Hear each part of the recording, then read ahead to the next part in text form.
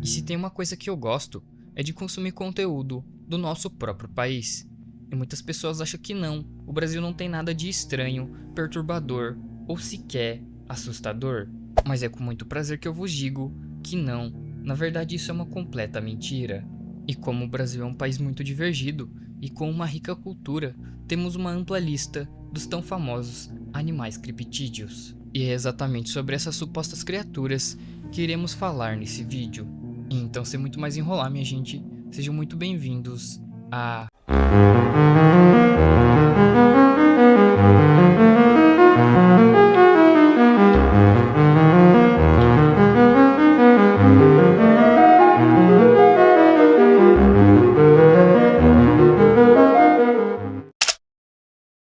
E antes da gente entrar de cabeça nesse vídeo, a gente tem que ter uma ideia formada do que são os criptídeos. E o termo criptídeo refere-se a criaturas cuja existência é formada apenas com base em relatos e algumas evidências, mas que tecnicamente não foram confirmadas por nenhum tipo de órgão científico. E muitas vezes, essas supostas criaturas são mencionadas em lendas ou mitos de determinada região, como por exemplo, criaturas como o Pé Grande ou o Chupacabra, que muitas pessoas afirmam ter visto, mas não têm provas concretas para comprovar isso. E então, sabendo o que são os criptídeos, podemos dar início a isso. O mapinguari é um criptídeo lendário que, segundo os relatos de avistadores, ele habita florestas amazônicas no Brasil e também na Bolívia. E ele é descrito como um ser coberto por um pelo longo e vermelho. E o nome mapinguari tem uma origem um pouco incerta, que possivelmente é originário da língua tupi. E uma das teorias sobre a origem do mapinguari foi proposta pelo ornitólogo David Orion, e que ele poderia ser uma espécie de preguiça gigante, que foi um animal que se extinguiu há cerca de 12 mil anos atrás. Porém, os cientistas ainda não encontraram evidências suficientes para comprovar a existência dessa criatura, e David Orion conduziu expedições em busca de provas do mapinguari, mas ele não obteve nenhum tipo de resultados concretos. Nada além de alguns vestígios, como pelos e fezes, que foram identificados como pertencentes a outros animais, como a cutia e o tamanduá. E além disso, os formatos de pegadas encontrados não fornecem informações suficientes, tornando a existência do mapinguari um tanto questionável. E o mapinguari é frequentemente comparado com o Pé Grande por conta de sua forte semelhança. Portanto, dentro da criptologia, ele é o nosso Pé Grande brasileiro. O minhocão, também conhecido como minhoca grande, é um dos criptídeos descritos como literalmente uma minhoca enorme e que supostamente habita as florestas da América do Sul. E essa criatura é supostamente semelhante a um tipo de verme gigante, com uma pele preta escamosa, uma boca visível e uma estrutura parecida com tentáculos saindo de sua cabeça. E alguns relatos dizem que também tem um focinho semelhante a de um porco. E apesar de ser especialmente fossorial, o minhocão tem hábitos aquáticos, sendo capaz de caçar grandes animais, como o gado, e capturá-los repentinamente debaixo da água.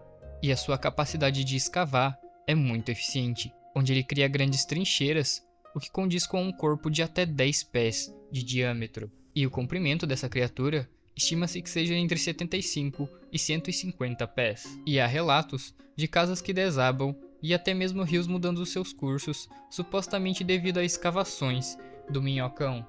E os túneis deixados por ele costumam aparecer após longos períodos de chuva, o que sugere que ele seja mais ativo nessas condições climáticas, podendo permanecer escondido durante os dias mais secos. Os gliptodonte são um tipo de mamífero herbívoro que já foi extinto, e eles já habitaram as Américas há aproximadamente 55 a 10 mil anos atrás.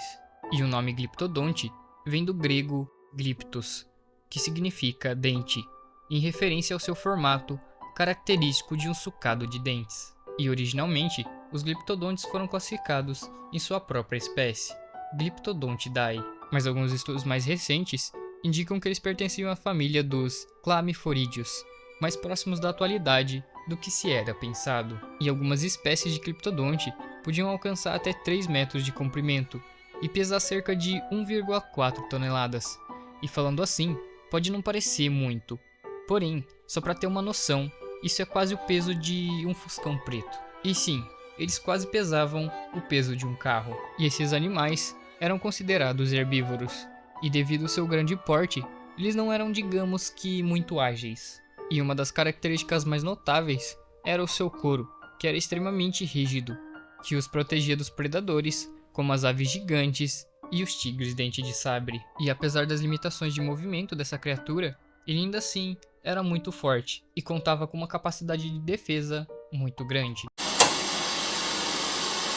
Os neodinossauros são criptídeos que se assemelham a dinossauros em questão de aparência, mas eles ainda estão vivos atualmente, e a maioria dos relatos sobre eles envolvem dinossauros saurópodes, que são conhecidos por seus pescoços longos.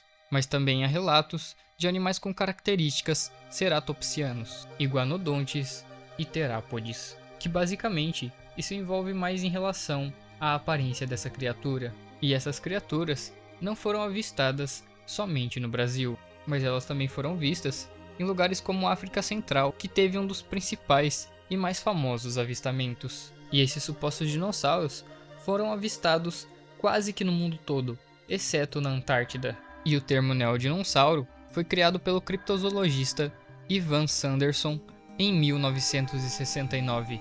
E esses animais são frequentemente associados a ambientes aquáticos, como pântanos, lagos e rios, e por isso às vezes são classificados junto com monstros marinhos e outros criptídeos aquáticos. E embora muitas pessoas sugiram que essas criaturas possam ser répteis ou mamíferos desconhecidos, o termo neodinossauro continua a ser utilizado devido à sua forte semelhança com os dinossauros e por serem frequentemente mencionados como o tal na literatura criptozoológica.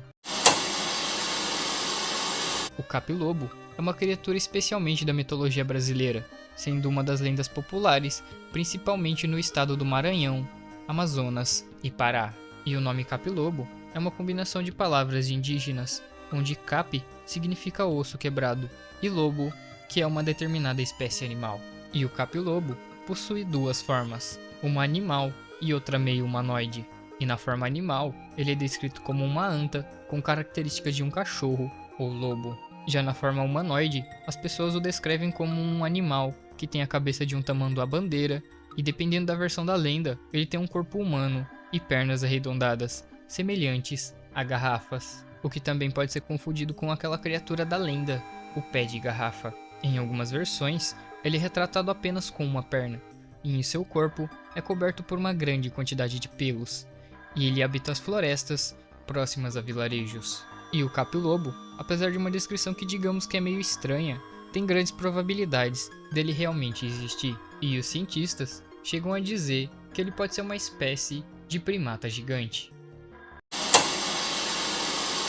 O labatute é uma entidade que faz parte do folclore nordestino, e ele é descrito como uma aparência humana, e ele se destaca por sua característica um tanto bizarra, que são seus pés redondos, mãos longas e um corpo coberto por pelos. E o seu rosto é marcado por um único olho na testa, e seus dentes são semelhantes a dentes de elefante, o que o torna ainda mais estranho. E ele é considerado mais perigoso do que o próprio lobisomem e muitas outras criaturas do folclore, o deixando quase que no topo da lista. E segundo a história dessa criatura, ele caça as crianças, isso porque elas supostamente têm a carne mais macia, e ele costuma surgir durante as noites de vento ou lua cheia, percorrendo ruas e estradas desertas, em busca de fazer suas vítimas.